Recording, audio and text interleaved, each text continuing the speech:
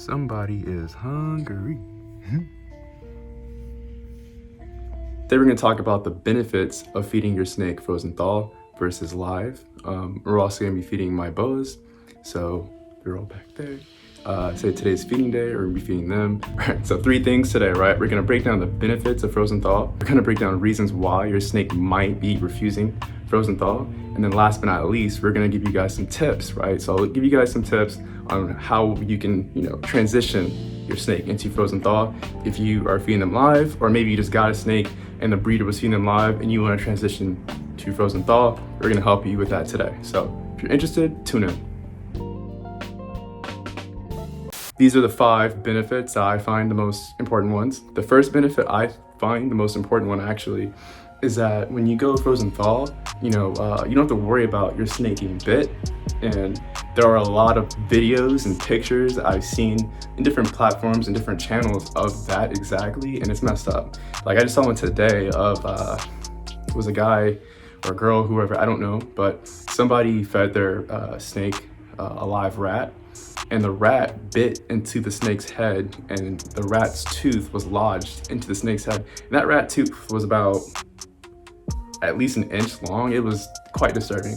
So the person's like, oh, I'm never feeding live again. And so the problem with a lot of people who feed live is that what they tell me is like, oh, I monitor it. I've never had a mistake. I've never had an incident. All it takes is one time, you know what I'm saying? So like that story I just told you with the snake who had, a rat tooth lodged into its head, that's pretty messed up. And it's highly 1000% avoidable if you just feed them frozen thaw. The second benefit is that the rat can't bite you. There's so many times where I'll see videos or people posting on Facebook, whatever, and they'll be like, oh man, help, how do I get this rat out of the enclosure? I don't want to get bit. Or how do I put a rat into an enclosure without getting bit?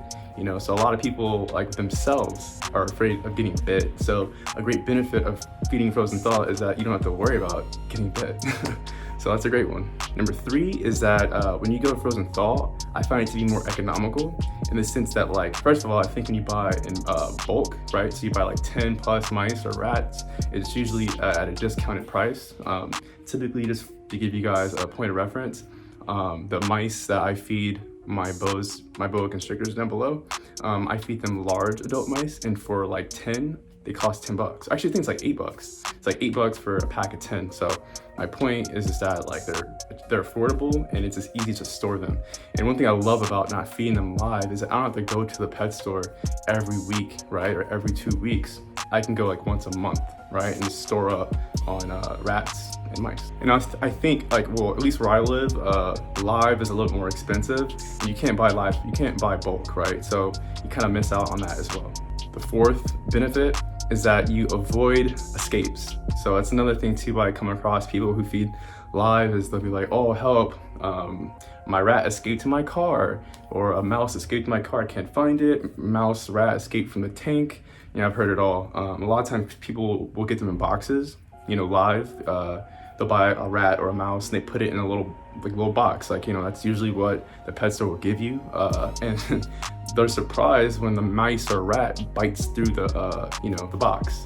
Then they're surprised, oh man, it escaped. I didn't think it would do that. Well, it doesn't want to get eaten. It's trying to survive, so it's gonna try to escape, more likely. And that leads me to the 5th benefit, and the 5th benefit being you don't have to worry about a new pet.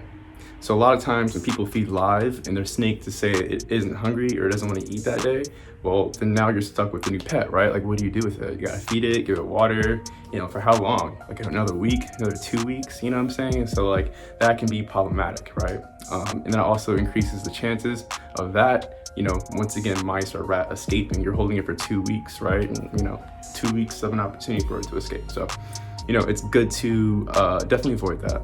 We just went over the top 5 benefits of that. Those are just my personal benefits, I think, just what I see in the hobby and also just my own practices. Now we're gonna talk about the reasons why your snake might be refusing frozen thaw. All right, so we got six. So there's like six reasons typically like why your snake might be refusing frozen thaw. And the first one being husbandry. So your husbandry might be off a little bit. And so if your husbandry is off, like it could make it hard for them to digest their food.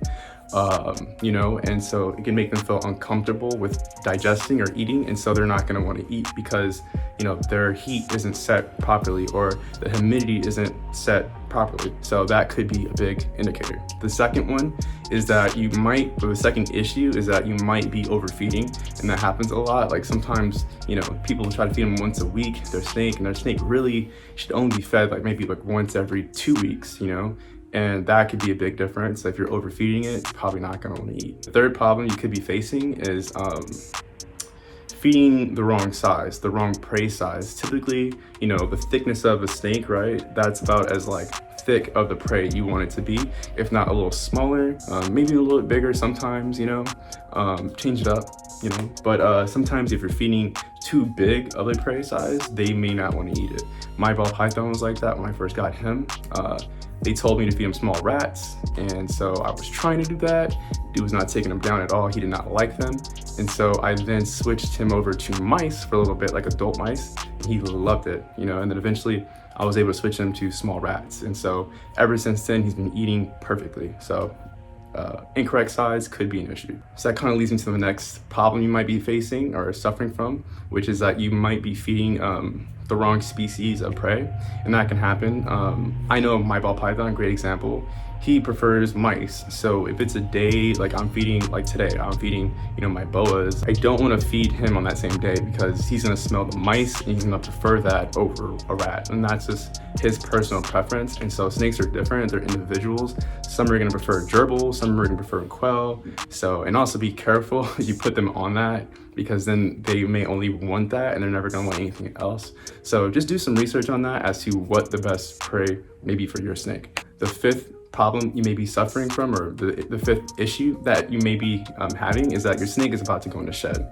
So some snakes, when they're about to go into shed, or if they're in shed, they're just not going to want to eat. All my snakes do.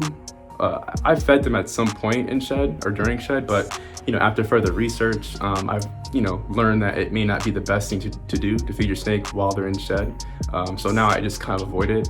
Whenever they're out of shed, you know, then that's like when I'll feed them. And so the last issue you might have is, unfortunately, your snake just might be sick. And if that's the case, you know, I highly recommend finding a local specialized vet that specializes in reptiles. And yeah, I mean, like that could be an issue. I put that last on the list because, you know, check all those other things we talked about first before just assuming that it's sick, because it might not be sick. You know, I just want to save you guys some money. Don't want you to, get too worried and too fearful. That happens. That's very common in this hobby, I would say, especially if you're a beginner. A lot of people get like so afraid that my snake's not eating, and so sometimes it could just be one of those issues that we just laid out, or it could be sick, you know, unfortunately. But either way, do that checklist first, right? And then if you're still having issues, you know, just get checked out by a vet, you know. All right, so we just talked about the reasons why your snake might not be eating frozen thaw, you know? And so now we're gonna talk about some tips on how to get them to eat frozen thaw. So if you're having that issue, right, those issues we just talked about, say you're like, oh, with my husbandry levels were off a little bit. Say your heat just wasn't high enough, right? And so now, you know, you've got your husbandry on point, and now you're trying to transition your snake to frozen thaw. Here's some tips. Got 7 tips for you guys. First tip would be to warm the rodent up to about 110 degrees. Make sure you use a thermometer gun. I can't stress like how important it is to use a thermometer gun. It's the only way this is the only way you're gonna really tell the temperature of the rodent, right? So I would say, you know, the temperature you want to be at is about 110 if you're just you're trying to transition your snake into frozen thaw, you know. So heat it to 110, and make sure you dry off the rodent and then try feeding it to them. The second one would be like go to your local pet shop and try to get some bedding, right? So you try to get some bedding that's already in one of those like like rat tanks or rat enclosures or mice, whatever you feed your snake. Get a little bit of that bedding, and then once your rodent, your frozen thaw rodent is completely thawed out, dry it off, and then in a little bag, get some that bedding, like I was saying, and just kind of shake it up a little bit. And what that does is it like puts more of that live smell on the rodent, and that will usually kind of spark your snake's appetite, and it should definitely work. If you're having issues feeding it frozen thaw, this is one of my favorite tips just because it just works so well. The third one is, I know you're stressed out and you're just like worried, like, man, like, it's not eating, what do I do? Don't panic, and also just don't disturb it. Give it some time. Like if you're trying to feed it with tongs, would say that, and it say it's not taking it from the tongs, what I like to do is I just leave it in the enclosure with them. So if it's in a hide, right, I'll take the hide and I'll put the rodent in the hide with them, and they usually eat it. The only one I've ever had issues with that was my ball python, and that's sometimes he just doesn't want to be disturbed, and so that could be the issue as well. And so just don't disturb them, and that could work for you. So number 4, the fourth tip, most snakes are nocturnal. Can't say all. I don't know if all snakes are. I don't know if all snakes are nocturnal. Anyways, so yeah, like most snakes are nocturnal, so maybe try feeding it at night or try feeding it right when the sun's going down. That's another tip or technique that could work for you. So number 5, if those tips still aren't helping you, number 5, kind of uses, this is like, it's really not working for you. The best way I would really say is maybe try fresh killed, as that definitely will work for you. I'm pretty sure. So fresh killed, what you can do is you can go to your local reptile store. I know my local reptile store does this. They have live mice and rodents, but if you want a fresh killed one, they will do that for you as well. And sometimes that just works really good if you're trying to transition your snake. Say if it was eating live at first, it's an easy way to transition it to frozen thaw when you do that.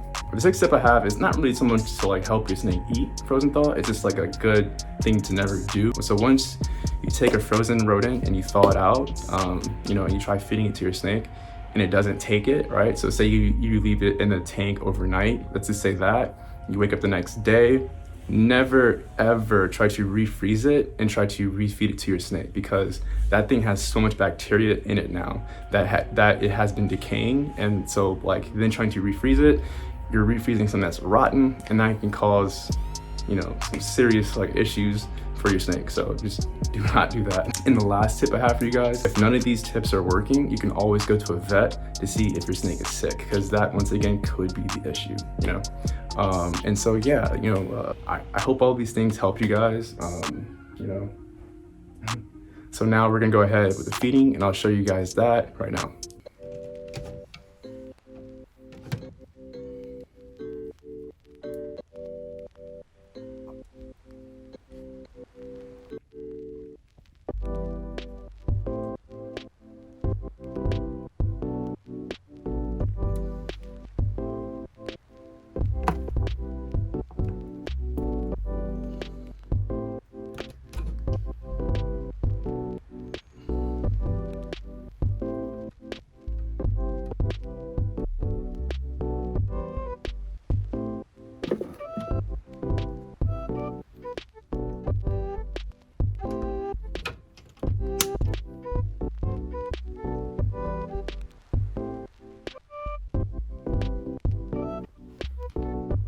You just saw my snakes eat. We just went over all the benefits of feeding frozen thaw, so if you have any questions in the comments below, let me know. If you're having issues, would love to help you.